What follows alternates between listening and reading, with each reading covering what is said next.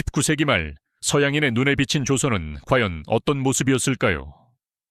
은둔의 왕국이라 불리던 그 신비로운 땅에서 한 영국 여성이 목격한 현실은 그녀에게 충격 그 자체였다고 합니다.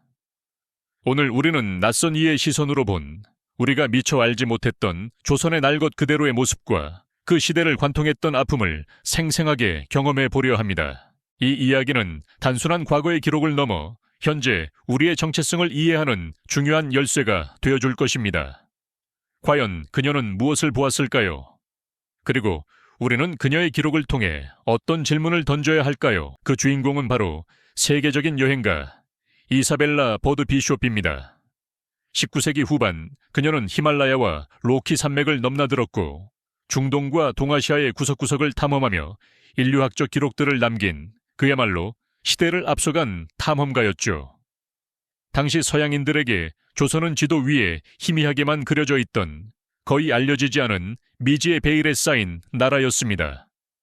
일본과 중국 사이에 끼어 있으면서도 좀처럼 외부 세계의 문을 열지 않던 은둔의 왕국이라는 별명처럼 말입니다. 비숍은 이 미개척지에 대한 강렬한 호기심을 품었습니다. 과연 그곳에는 어떤 사람들이 살고 있을지, 어떤 고유한 문화가 숨 쉬고 있을지, 미지의 땅에 대한 설렘을 가득 안고 떠나셨을 겁니다. 망망대해를 가로지르는 증기선에 몸을 싣고 그녀는 마침내 1894년 가을 부산항에 첫 발을 내딛습니다. 낯선 바닷바람과 함께 새로운 운명 같은 만남이 시작되는 순간이었죠. 하지만 조선에 대한 막연한 환상과 호기심은 곧 현실의 거대한 파도 앞에 흔들리기 시작했습니다. 비숍이 처음 마주한 한양, 즉 지금의 서울은 그녀의 예상과는 사뭇 다른 모습이었으니까요. 북적이는 저작거리에는 배기를 입은 사람들이 가득했지만 거리는 말똥과 쓰레기로 뒤덮여 위생 상태가 좋지 못했습니다. 그녀의 기록에 따르면 그야말로 눈과 코를 찌르는 악취가 진동했다고 하죠. 초라한 초가집들이 끝없이 이어지는 풍경은 그녀에게 깊은 인상을 남겼습니다. 화려한 궁궐의 웅장함과는 너무나도 대비되는 서민들의 삶은 빈곤의 그림자를 여실히 보여주는 듯했습니다. 비숍은 자신의 일기장에 당시의 충격을 고스란히 기록했습니다. 도시의 불결함과 빈곤은 상상을 초월한다는 문장에서 그녀의 당혹감을 생생하게 느낄 수 있습니다. 그러나 그녀는 오직 부정적인 면만 본 것은 아니었습니다. 그 혼란 속에서도 비숍의 눈길을 사로잡은 경이로운 순간들이 분명히 있었으니까요. 시장 곳곳에서 활기차게 생계를 꾸려나가는 조선 여성들의 강인함은 그녀에게 깊은 감명을 주었습니다. 갓을 쓰고 묵묵히 책을 읽거나 담론을 나누는 선비들의 지적인 모습에서는 유교 문화의 깊은 뿌리를 엿볼 수 있었죠. 비록 겉모습은 초라할지라도 그들의 내면에는 고유한 정신과 문화가 살아 숨쉬고 있음을 그녀는 예리하게 포착했습니다. 비숍은 조선인들의 순수함과 끈질긴 생명력에 놀라움을 금치 못했습니다. 그녀의 시선은 단순한 여행자의 것을 넘어 그 사회의 가장 깊숙한 곳까지 파고들어 본질을 이해하려는 진정한 탐험가의 것이었죠. 이처럼 조선과의 첫 만남은 이사벨라 버드 비숍에게 당혹감과 연민, 그리고 예상치 못한 발견을 동시에 안겨주며 복합적인 감정의 소용돌이를 일으켰던 것입니다. 하지만 비숍의 예리한 시선은 그저 백성들의 삶의 활기와 고유한 문화에만 머무르지 않았습니다.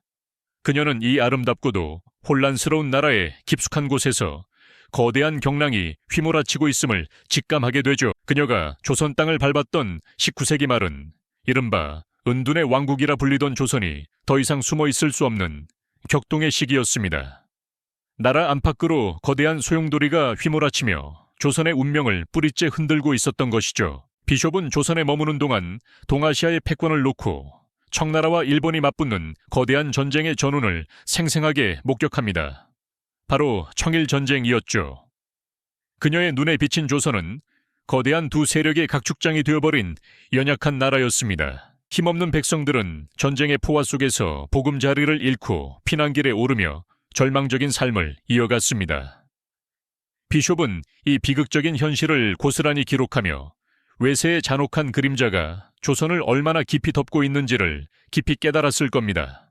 뿐만 아니라 나라 안에서는 탐관오리의 수탈과 외세의 압제에 맞서 민중들이 들고 일어나는 동학농민운동이 조선 전역을 뒤흔들었죠. 비숍은 절규하는 농민들의 모습을 보며 지배층의 무능함과 백성들의 깊은 절망감을 피부로 느꼈을 것입니다. 어쩌면 그녀는 이 땅의 백성들이 겪는 고통이 단순한 빈곤을 넘어 국가의 위기에서 비롯된 근원적인 절규임을 이해했을지도 모릅니다. 그녀의 눈에 비친 조선의 민초들은 거대한 파도에 휩쓸리는 작은 조각배와 같았으니까요. 그리고 비숍에게 가장 큰 충격을 안겨준 사건은 바로 1895년 을미사변, 즉 명성황후 시해 사건이었습니다. 그녀는 당시 조선의 궁궐 안팎에서 벌어지던 권력 다툼과 외세의 개입을 예리하게 주시하고 있었죠. 일본 공사 미우라 고로의 지휘 아래 일본 낭인들이 궁궐에 침입하여 황후를 잔혹하게 살해한 이 사건은 조선의 주권을 짓밟는 야만적인 행위이자 한 국가의 지도자를 무참히 살해한 전대미문의 만행이었습니다. 이 소식을 접한 비숍은 엄청난 충격과 분노를 감추지 못했습니다.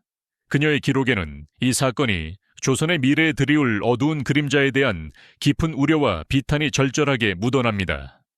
마치 폭풍우가 몰아치는 바다 한가운데 놓인 작은 배처럼 조선은 이제 어디로 나아가야 할지 방향을 잃은 듯 보였을 겁니다. 그녀는 조선 왕실의 존엄성이 무너지고 국권이 심각하게 위협받는 현실을 너무나도 생생하게 목도했던 것이죠. 비숍은 이 모든 혼란의 한가운데서 무기력하게 외세에 휘둘리는 조선 지배층의 모습을 보며 깊은 안타까움을 느꼈습니다.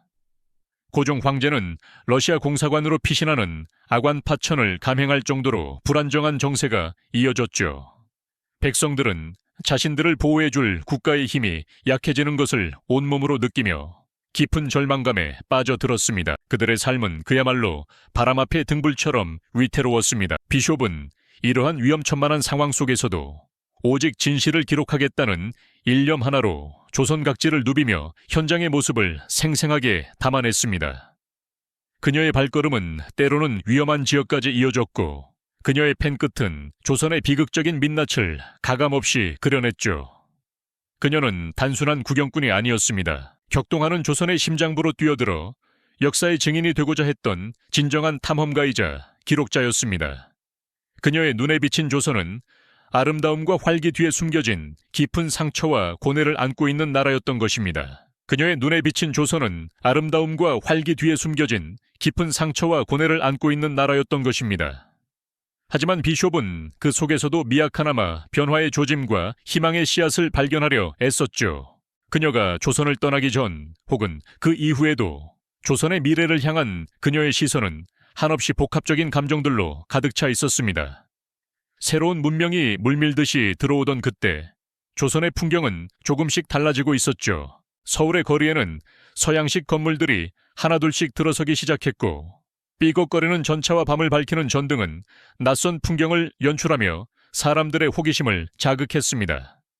이러한 근대 문물의 유입은 단순히 외형적인 변화만을 의미하는 것이 아니었죠. 개화파 지식인들은 서양의 사상과 제도를 배우며 조선의 미래를 논했고 서양식 학교에서는 새로운 학문과 세계관을 가르치며 젊은 세대에게 변화의 바람을 불어넣었습니다. 비숍의 눈에는 이러한 움직임들이 마치 어둠 속 한 줄기 빛처럼 느껴졌을지도 모릅니다. 특히 기독교 선교사들의 활동은 조선 사회에 깊은 영향을 미쳤습니다. 그들은 단순히 종교를 전파하는 것을 넘어 현대적인 의료 기술과 서양식 교육을 통해 조선 백성들의 삶에 실질적인 도움을 주며 희망의 불씨를 지폈습니다. 병들고 가난한 이들에게 베푸는 자비로운 손길과 새로운 지식을 갈망하는 이들에게 열어준 배움의 기회는 비록 작을지라도 조선 사회를 변화시키는 중요한 동력이 되었습니다. 비숍은 이러한 변화의 조짐 속에서 조선의 잠재력을 보았지만 동시에 깊은 우려를 떨치지 못했습니다. 그녀의 비판적인 시선 속에는 조선을 향한 애정 어린 충고와 함께 격동하는 국제 정세 속에서 스스로의 운명을 개척하지 못하는 조선의 현실에 대한 안타까움이 뒤섞여 있었죠. 마치 폭풍우가 몰아치기 직전의 바다처럼 조선은 거대한 변화의 물결 앞에서 위태롭게 흔들리고 있었던 것입니다. 그리고 마침내 비숍의 조선 체류 중 가장 충격적이고 비극적인 사건이 벌어지고 맙니다. 바로 명성황후 시해 사건이었죠. 이 사건은 비숍에게 엄청난 충격과 함께 깊은 비애 그리고 분노를 안겨주었습니다. 그녀는 이 야만적인 행위를 목격하며 조선이 처한 비극적인 현실과 약소국의 서러움을 뼈저리게 느꼈을 겁니다. 궁궐 안팎에서 벌어지는 권력 다툼은 이미 조선의 심장을 갉아먹고 있었고, 청일전쟁의 포화 속에서 피난 가는 백성들의 행렬은 나라 잃은 백성들의 고통을 여실히 보여주었죠. 일본군의 위압적인 모습과 절망에 빠진 농민들의 모습은 비숍의 기억 속에 깊은 상처로 남았을 것입니다. 이 모든 것을 직접 보고 기록했던 비숍은 조선을 떠나기 전 자신의 깊은 통찰을 담은 책, 조선과 그 이웃 나라들을 집필했습니다. 이 책은 단순한 여행기가 아니었습니다. 서양 사회에 은둔의 왕국으로만 알려졌던 조선의 날 것 그대로의 모습, 즉 격동하는 동아시아의 한가운데서 고뇌하는 한반도의 현실을 생생하게 전달하는 중요한 역사적 증언이 되었죠. 그녀의 기록은 한 국가의 운명을 예견하는 듯한 비장함마저 담고 있었습니다. 특히 그녀가 목격한 명성황후, 시해 사건과 그 이후 조선 사회의 혼란을 서술하며 느꼈을 비애와 분노는 책 전체에 걸쳐 극대화되어 나타납니다. 우리는 비숍의 시선을 통해 약소국으로서 격동하는 국제 정세 속에서 스스로의 운명을 개척하려 애썼지만 결국 비극적인 결말을 향해 가던 조선의 고통스러운 현실을 직면하게 됩니다. 그리고 그 시대를 살아낸 사람들의 삶에 대한 깊은 공감을 느끼게 되죠. 이사벨라 버드 비숍의 기록은 단순히 과거의 한 단면을 보여주는 것을 넘어 격변하는 세계 속에서 우리 민족이 겪었던 아픔과 그 속에서 피어난 생존의 의지를 다시금 되새기게 합니다. 외부인의 시선을 통해 우리 역사를 객관적으로 바라보고 우리가 무엇을 잃고 무엇을 지켜왔는지 성찰하는 귀한 계기가 되는 것이죠. 비숍이 남긴 기록은 오늘날 우리에게 중요한 질문을 던지고 있습니다. 우리는 과연 우리의 정체성을 제대로 이해하고 있는가 하는 질문 말이죠.